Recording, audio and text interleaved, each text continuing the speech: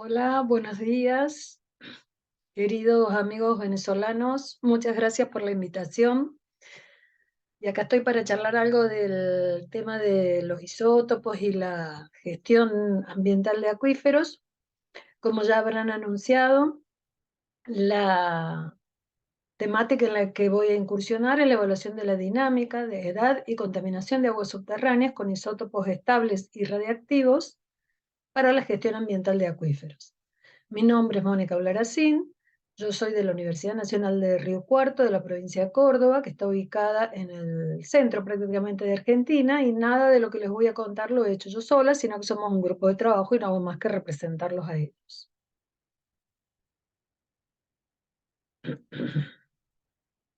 Bueno, la primera cosa que quiero decir es muy obvia para todos ustedes, y es que el agua subterránea es un recurso natural vital para diversos usos en ambientes rurales y urbanos, porque tenemos que recordar que es el agua líquida dulce más abundante del planeta. Pero además tiene un rol importante en diversos procesos geológicos e hidrológicos, porque sostiene el caudal de base de ríos, participa en la formación de yacimientos minerales, en la actividad volcánica, etc.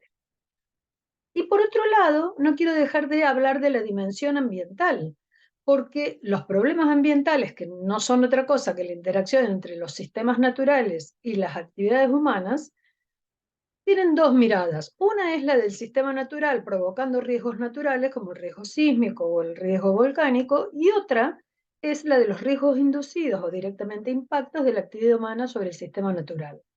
En todos los casos, todos los problemas ambientales, sea remoción en masa, vulcanismo, impactos por la minería, por el petróleo, por la agricultura, el agua está involucrada.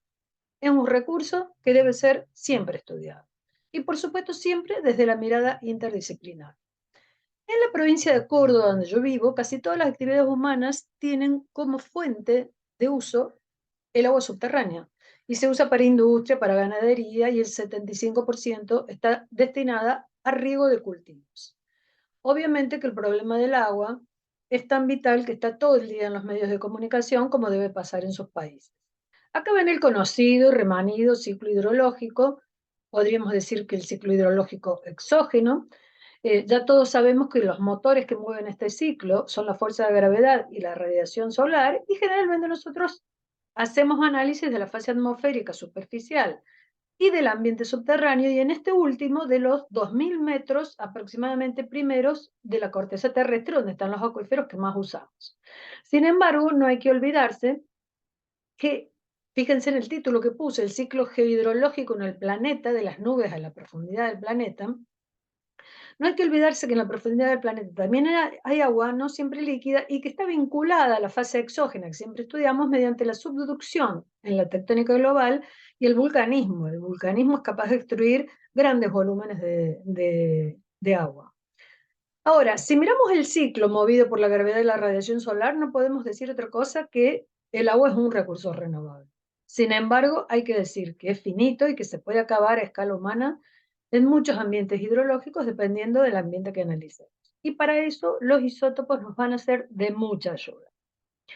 Fíjense ustedes en este esquema donde yo veo distintas jerarquías de flujo. Lo primero que quiero decir, porque probablemente haya gente que es muy especialista en otros temas de la geología y está un tanto olvidada de acuíferos, es que para quienes somos hidrogeólogos, los acuíferos son cualquier formación geológica que tenga la capacidad de alojar y transmitir agua con cierta facilidad hacia las captaciones.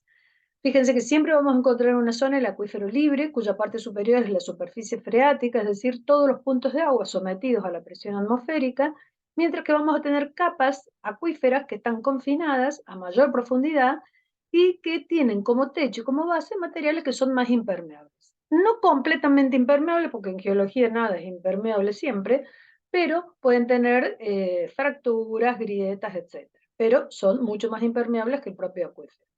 ¿En dónde se desarrollan los acuíferos? Bueno, hay acuíferos sedimentarios, es decir, desarrollados en sedimentos, donde el agua está alojada en los poros, entre clastos. Hay acuíferos en rocas calizas, los famosos sistemas kársticos, donde el agua ya sí puede constituir ciertos pequeños riachuelos subterráneos, está alojada en cuevas, cavernas y demás. Y en rocas fracturadas, en donde en general estamos hablando de acuíferos pobres, que las fracturas conducen poca agua. Sin embargo, hay lugares donde los acuíferos en roca fracturada pueden ser muy importantes. Fíjense en el esquema vemos flujos locales, intermedios y regionales que tienen movimientos, tiempo de tránsito y edad del agua subterránea que son distintos. Acá los isótopos nos van a ayudar. Y es oportuno entonces ahora decir que la sustentabilidad en el uso del agua subterránea, cuando hablamos de gestión y de manejo de los acuíferos, está basada en conocer todos estos circuitos y en respetar las tasas de renovación de las distintas capas acuíferas. Ahora bien, cuando nosotros como geólogos vamos al campo, nosotros no vemos los acuíferos, son un objeto de estudio que no podemos ver. ¿Y qué vemos? Ríos, lagunas, embalses, arbolitos, vemos nubes, pero en realidad nosotros estamos estudiando esto. Entonces hay que tratar de saber cómo está constituido ese subsuelo, hay que hacer la geología del lugar y la muestra que saquemos tenemos que saber de dónde sale. Nosotros podemos tener perforaciones muy bien hechas que están captando agua, depende de las necesidades del lugar, de distintas capas acuíferas, pero esa información nosotros la tenemos que saber cuando sacamos una muestra y sobre todo para hacer isótopos, ¿no? También para la parte geoquímica. Yo a mis alumnos siempre les digo no traigan una muestra si no saben de qué perforación y qué capa acuífera está captando. Pero también podemos tener esto, y es perforaciones que tienen el filtro por donde ingresa el agua a la perforación a distintas profundidades y aún captando distintas capas acuíferas, con lo cual se nos complica mucho la interpretación y podemos estar interpretando mal el funcionamiento del sistema. Ya saben todos ustedes que tenemos metodologías indirectas, como levantar la geología del lugar, hacer geofísica de distinto típico, hacer el análisis químicos in situ, medir niveles, etcétera, pero cuando se nos acaba esto tenemos que recurrir a bisturí. Hay que perforar, las perforaciones son caras, son laboriosas, pero nos dan una información que vale oro para saber cómo funciona el software. Luego pasamos al laboratorio, nosotros tenemos uno para la parte de geoquímica básica, y ya cuando entramos en metales pesados, isótopos y demás, recurrimos a laboratorios externos, lo mismo que para los bacteriológicos que tenemos acá en la universidad. Nosotros acostumbramos a hacer análisis granulométricos de nuestros acuíferos sedimentarios porque es un dato sumamente interesante para calcular indirectamente propiedades del acuífero y hacer la mineralogía del acuífero, porque esto nos dice mucho luego de la composición química del agua, porque sabemos que el agua circula por determinados materiales que son los que le dan la composición química que tiene. Después pasamos a la parte de gabinete, donde hacemos todas las cosas que ya todo el mundo conoce, análisis de trenes de datos, de mapas y demás, y en los últimos años modelos numéricos para poder hacer pronósticos de funcionamiento. Pasemos entonces a los isótopos. Yo voy a recordar muy básicamente algunas cosas isotópicas y les pido disculpas a quienes manejan bien el tema. Los isótopos son átomos que tienen el mismo número atómico, pero diferente masa atómica. Es decir, contienen el mismo número de protones, pero difieren en el número de neutrones. Les pongo aquí el ejemplo de 3 isótopos del hidrógeno, hay más, pero duran pocos segundos, que son el protón, el deuterio y el tritio. Fíjense que el protón tiene, bueno, un protón, el deuterio tiene el protón más un neutrón y el tritio tiene un protón más 2 neutrones. Por lo tanto, tengo el más pesado, que vale 3, el tritio, el más liviano, que vale 1, el protón. Estos isótopos en las muestras de agua se pesan en el laboratorio, no con esas balanzas, por supuesto, el dibujo es a los fines didácticos, sino que se miden esos diferentes pesos que va a tener la molécula de agua según los isótopos en espectrómetros de masas o sistemas láser. Fíjense, acá yo les pongo la molécula de agua, hidrógeno, 2 oxígeno, y tienen 3 isótopos del hidrógeno y 3 isótopos del oxígeno. El oxígeno 16, el 17, 18, que se pueden combinar de distintas formas para darme las moléculas de agua. No todas las moléculas de agua en la naturaleza son iguales.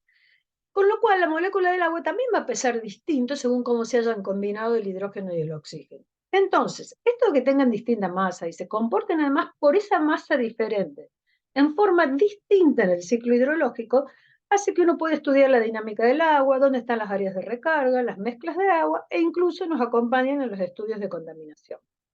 Fíjense si yo pongo acá las distintas moléculas de agua con los distintos pesos del hidrógeno y el oxígeno, tengo una variación en la masa molecular de la molécula del agua y las más comunes son las más livianas, con los isótopos comunes, que valen 18, las que pesan 19 y las que pesan 20, las más pesadas. Hay otras más pesadas, pero las más comunes son estas 3 que les muestro acá. Entonces, cuando nosotros tenemos el dato del laboratorio, lo que tenemos que calcular es la razón isotópica del agua esta que estamos analizando, siempre comparando el número de moléculas de la especie menos abundante, el escaso, que es el pesado, dividido el número de moléculas de la especie más abundante, que son las más comunes, estas, las más livianas, las que todos conocemos. Ahora bien, hacemos esa razón isotópica tanto para el deuterio como para el oxígeno 18 y después podemos calcular la desviación isotópica para ambos. El desvío isotópico, que se multiplica por 1000 para que no nos queden números tan pequeños, se expresan por 1000 y siempre es la razón isotópica de la muestra M que yo he sacado de mi perforación o de mi río, menos la razón isotópica del estándar dividido el estándar. ¿Y quién es el estándar? En isótopos estables del agua es el agua oceánica. Es una mezcla preparada que representa el agua del océano que vale 0. Entonces les quiero decir una cosa que puede parecer aburrida, pero que voy a usar de acá en adelante, y es que si el desvío isotópico es 0 por 1000, la composición isotópica de la muestra que yo saqué es igual a la del estándar. Si es positiva, la muestra está enriquecida en los isótopos más pesados, es decir, en el 19 y en el 20. Y si es negativa, la muestra está empobrecida del isótopo pesado, tiene pocos isótopos pesados. Y después con esos datos yo me voy a los clásicos diagramas isotópicos que constan de la recta meteórica global o mundial, que es una recta hecha con la composición isotópica de oxígeno y deuterio del agua de todas las precipitaciones del mundo, y luego yo voy poniendo las muestras de mis cuerpos de agua muestreados para ver cómo lo relaciono. Y ahora les voy a mostrar. Vamos a un caso concreto. Este es un esquema muy elemental y les pido disculpas, pero durante los procesos físicos, los isótopos de la molécula de agua se van fraccionando. ¿Qué quiere decir esto? Que se reparten en el espacio en forma muy diferencial al tener distinta masa. Y esto tiene que ver con la presión de vapor de las nubes. Cuando avanzan las masas de agua de la atmósfera hacia el interior del continente, lo que ocurre va a ser esto. Y es que primero, por cuestiones de presión de vapor, van a precipitar las moléculas más pesadas. La nube va a quedar con moléculas más livianas, pero que luego vuelve a precipitar las más pesadas. Podríamos pensar primero las 20, después las 19 y después las 16. Y hacia la altura y hacia el interior del continente lo que precipitan ya son nubes, lluvias empobrecidas en isótopos pesados.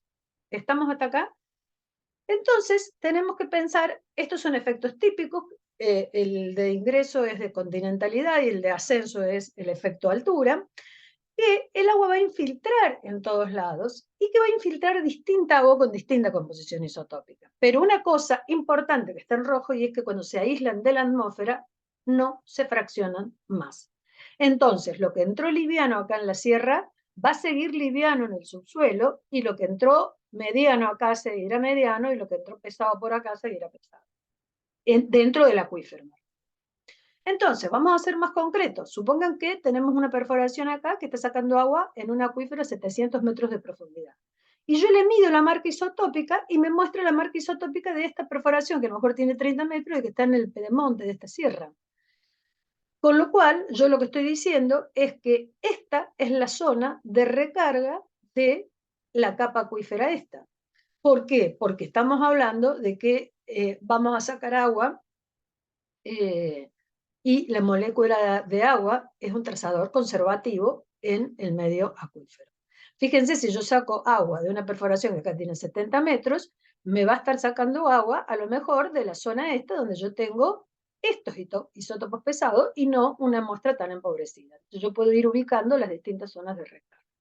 Y una cosa que no quiero dejar de decir es que hay un proceso que enriquece el agua superficial, lagos, ríos y humedales, que es el de la evaporación del agua. Siempre primero se evaporan las moléculas livianas y el agua va quedando enriquecida en las pesadas. Entonces luego cuando yo las pongo en mi diagrama isotópico me quedan ubicadas en muy distintos lugares y ya vamos a ver ejemplos.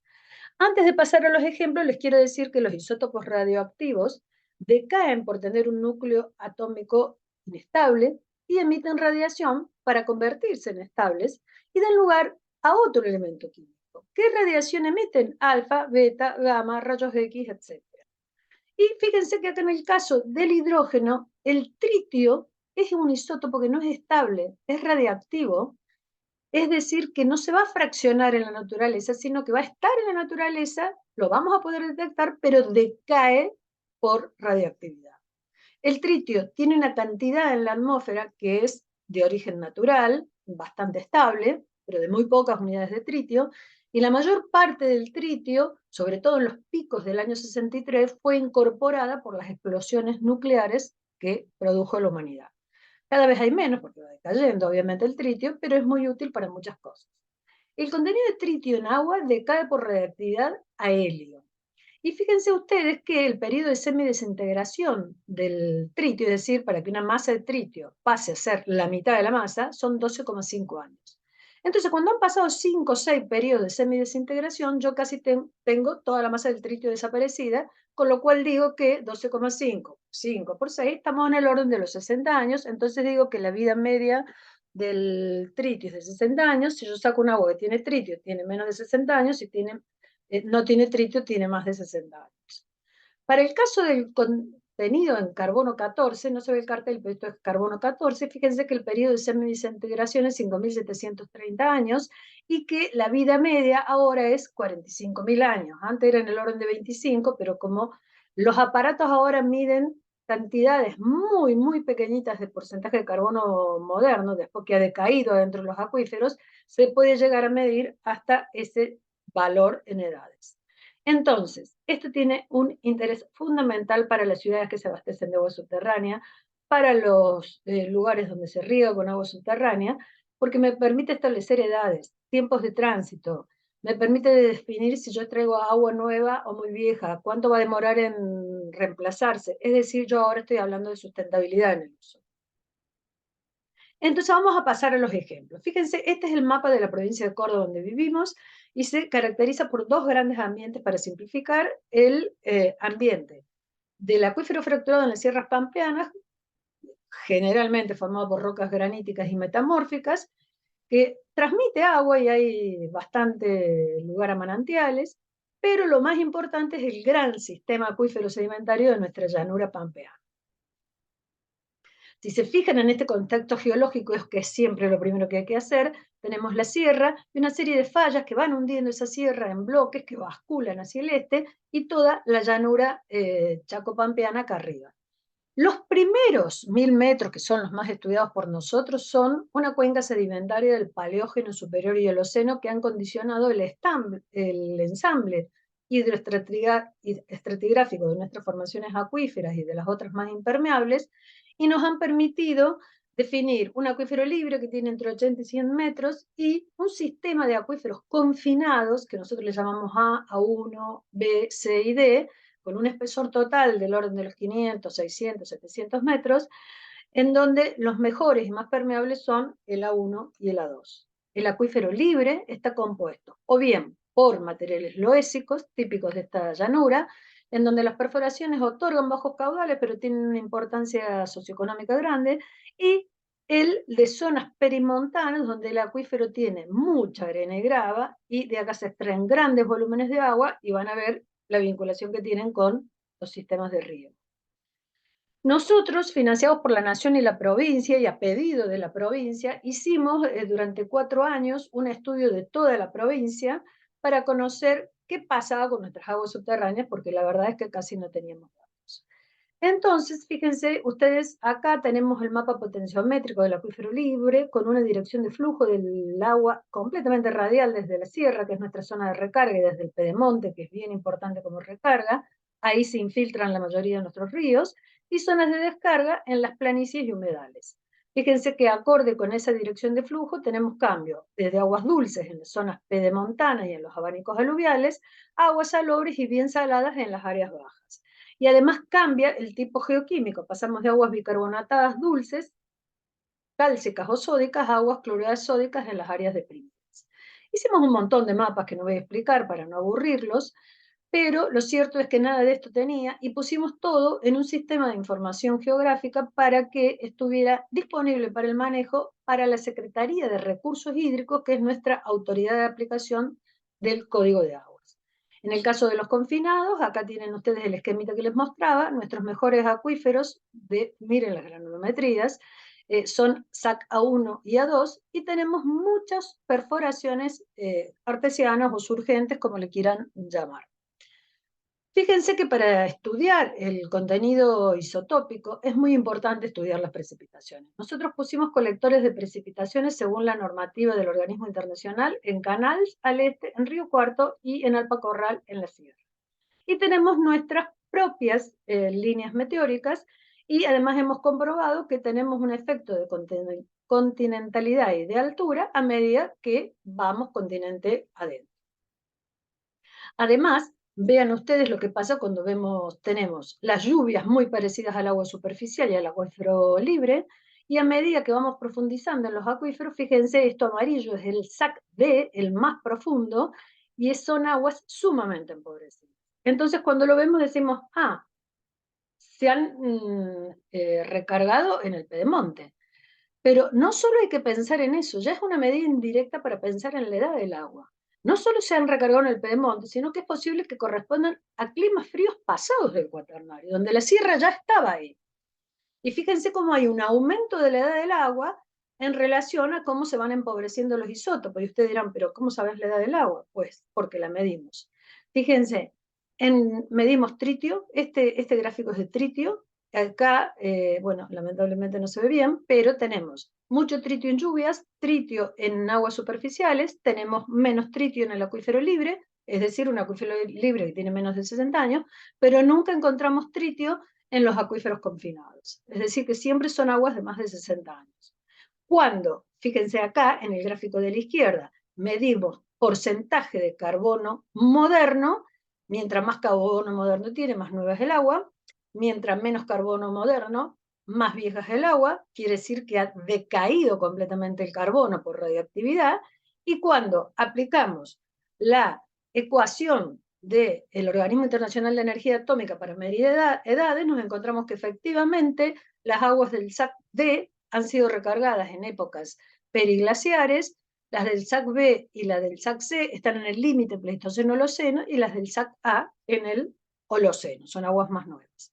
Entonces, resumiendo para Córdoba, decimos que el Piedemonte es la principal área de recarga donde se infiltran muchos de nuestros ríos, el acuífero libre posee aguas jóvenes con tritio, los acuíferos confinados muestran un gradiente de edad con aumento de la edad en el sentido del flujo y en la profundidad. Tenemos aguas termales, de las que no voy a hablar ahora, desde los 250 metros para abajo, y el agua subterránea del acuífero libre con cortos tiempos de residencia, pero la más impactada por contaminación. Fíjense ahora lo que les decía, del SAC A1 y A2 es donde más hacen perforaciones. Nosotros hemos pasado de un sistema de pivot para riego a más de 2000. Y se está ya monitoreando todo esto, el sistema de consorcio de regantes lo está haciendo fundamentalmente, pero hay que monitorear a ver cuánta agua estamos sacando y cuánto estamos rejuveneciendo el agua que usamos para el riego. Fíjense ahora si hablamos de el tema de la contaminación. Ya saben ustedes que tanto en zonas urbanas como rurales esto ocurre, y una de las cosas más alteradas desde el punto de vista ambiental es el ciclo del nitrógeno. Nosotros hemos medido nitratos en el acuífero libre de la provincia de Córdoba con valores de hasta 600 miligramos por litro, y están relacionados al uso de la tierra, en general los mayores impactos derivados de cría de ganado y fertilizantes, y en donde el nivel freático está poco profundo. Ahora bien, cuando ustedes sacan una muestra de agua de una perforación, lo que van a tener es nitratos, pero no saben de dónde vienen esos nitratos. Y si yo quiero saber el origen, los isótopos me ayudan. Entonces, en este dibujo ustedes ven que yo tengo nitratos que pueden venir de ganado o de fertilizantes, pero cuando están disueltos no sé de dónde. Entonces acá aparece ahora un fraccionamiento en algunos isótopos estables que ya no es más por presión de vapor y un problema físico, sino que es un problema de procesos químicos.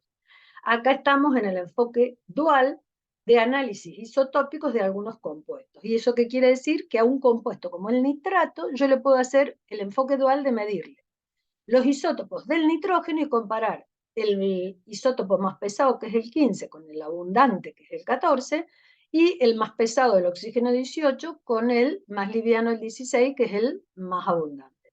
Entonces estoy mirando, acuérdense que en el nitrato hay 3 oxígenos, 2 de ellos los pone el agua cuando va circulando por la zona no saturada y en el propio acuífero, y perdón, 2 de ellos los pone el aire y 1 de ellos lo pone el agua. Creo que lo dije al revés. 2 de ellos los pone el agua y 1 de ellos los pone el aire.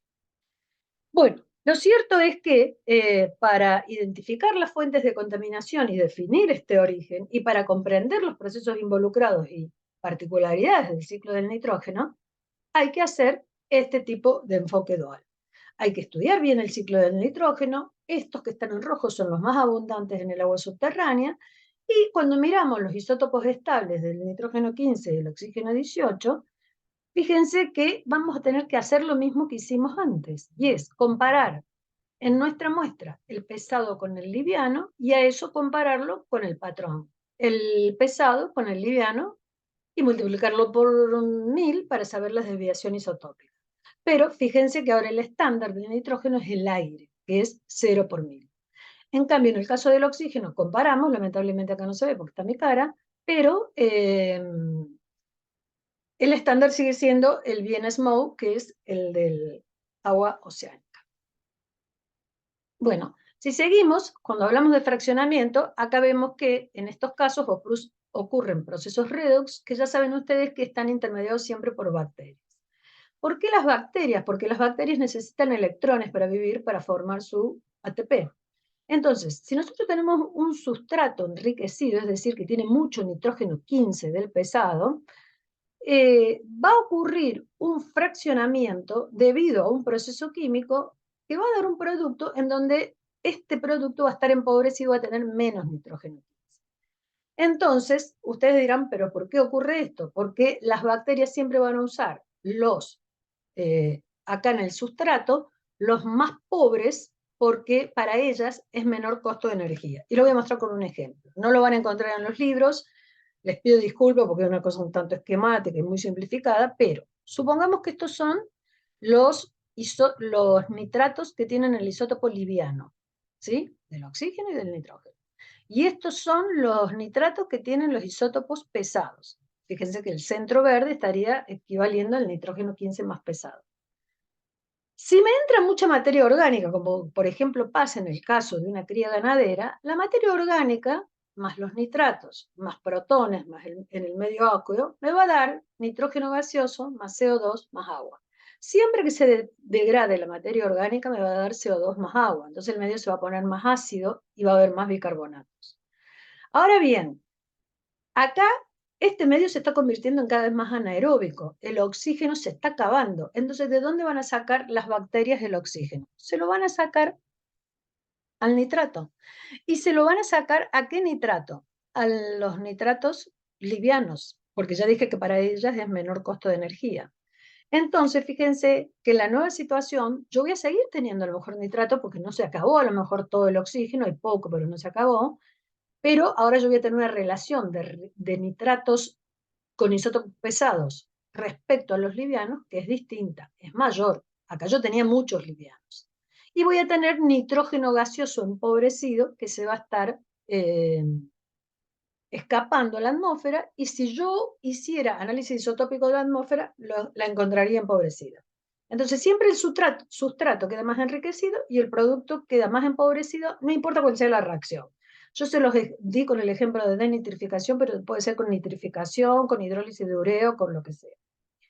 Yo pongo el dato de mi muestra en este diagrama, que ahora es el diagrama clásico que se usa, que viene del libro de Kendall y McDonnell, en donde yo tengo los distintos campos para el nitrógeno 15 y el oxígeno 18, y me dice, acá tengo el campo para los nitratos que se han nitrificado a partir de fertilizantes amónicos, acá para fertilizantes nítricos, acá de materia orgánica del suelo, acá de nitratos marinos, acá de denitrificación derivada de ese ambiente anaeróbico que tenía materia fecal de ganado, etc.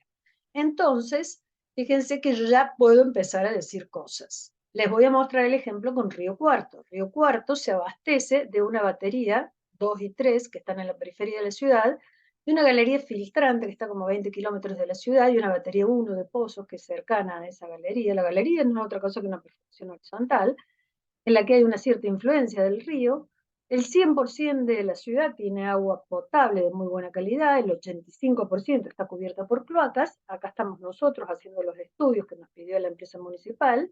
Y fíjense que las pérdidas de las cañerías de cloacas son habituales, pero además nosotros tenemos barrios periféricos que tienen sistemas de saneamiento in situ, los que acá llamamos pozos negros. Entonces, cuando hacemos el mapa de nitratos en la periferia, nosotros tenemos valores más altos. Y cuando ponemos los valores isotópicos de las muestras que sacamos, tenemos procesos de nitrificación y de denitrificación, es decir, un abanico amplio.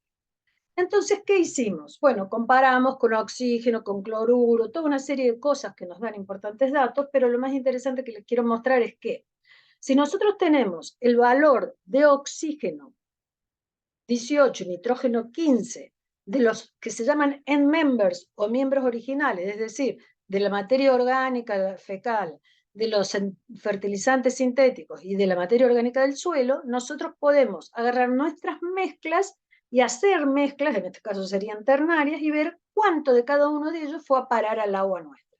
Y acá fíjense tienen, en todas nuestras muestras nosotros tenemos en muchas fuentes absolutamente dominantes de contaminación por nitratos antropogénicos, que son justamente todas las periurbanas donde hay sistemas de saneamiento. En otras tenemos dominancia de lo verde, que son fertilizantes derivados de, que son nitratos derivados fertilizantes. Por ejemplo, la de la galería filtrante que recibe aporte del agua del río a la que llegan fertilizantes. Y lo otro es materia orgánica del suelo. Confirmando esto de los compuestos agroquímicos, nosotros lo que hicimos fue hacer también análisis de pesticidas. Y hemos encontrado atracina, glifosato y AMPA, hecho con cromatógrafo en el organismo INTA Balcarce, pero la verdad es que los valores son muy bajos, igual para preocuparse, porque lo que estamos viendo es que están llegando.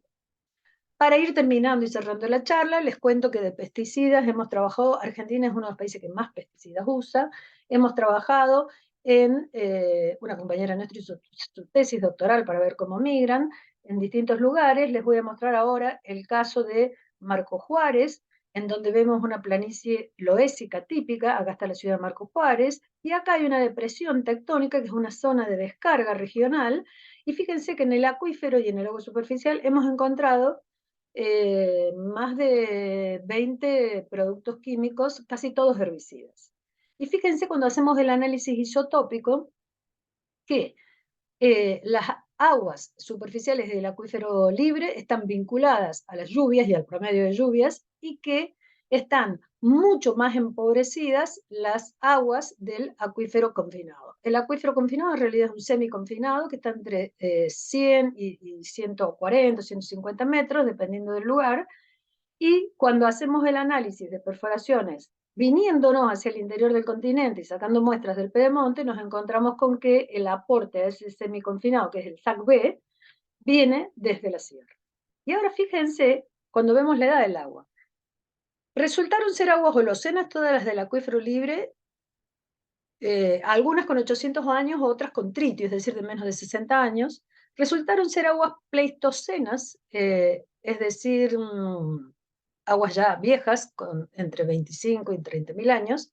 Y miren cuando ponemos la tracina está en cantidades pequeñas o muy grandes en el acuífero libre, pero está en cantidades de trazas muy pequeñas en el acuífero semiconfinado. Un ambiente que, por supuesto, no nos imaginábamos todavía impactado por plaguicidas. Entonces acá hay que recurrir a la geología, a la hidrogeología, a la hidráulica. ¿Por qué motivo llegaron los plaguicidas a ese acuífero profundo? Y porque hay una mezcla de agua, pero lo tiene que permitir el comportamiento hidráulico, si no, no ocurre. Miren dónde está el nivel pisométrico. Es lo rojo. En la planicie está por debajo del nivel freático, es decir, el nivel freático tiene más carga hidráulica y el agua siempre va de mayor a menor carga hidráulica. Quiere decir que si en este techo de este acuífero hay grietas, fracturas, etcétera, o está rota la cañería, puede pasar agua contaminada y acá en el entorno contaminarme con esas trazas. En cambio, acá en la fosa de San Antonio, fíjense que uno hace una perforación, vamos a encontrar un montón de perforaciones urgentes, el agua va de abajo hacia arriba y el nivel pisométrico es mayor. También se han hecho modelaciones numéricas para ver cómo se transportan. En general, hay flujo en microporos, también por macroporos y sobre todo después de lluvias. Y cierro, sí, ahora la charla diciendo que nosotros tenemos una relación con el medio socioproductivo y con los gestores que es muy importante desde hace 40 años. En ese trabajo que hicimos de 4 años para toda la provincia, nosotros le dimos toda la información a la Secretaría de Recursos Hídricos y ellos muy hábilmente generaron una nueva resolución para complementar el Código de Agua con una nueva legislación para el alumbramiento, uso y manejo del agua subterránea, para definir los usos, las profundidades de extracción, por debajo de qué capa se puede sacar agua para regar y cuáles no, cuáles para ganadería, etcétera, etcétera. Para nosotros esto es un gran orgullo y digo además que sí tenemos un trabajo permanente y continuo con la ciudad y con muchas cooperativas de agua y municipios a través de la universidad en toda la región. Bueno, todo lo que les conté está en varios libritos que tenemos, así que me resta decirles solo muchas gracias y cuando sea el día del Congreso estaré ahí para charlar con ustedes si hay dudas, que me imagino que deben quedar miles.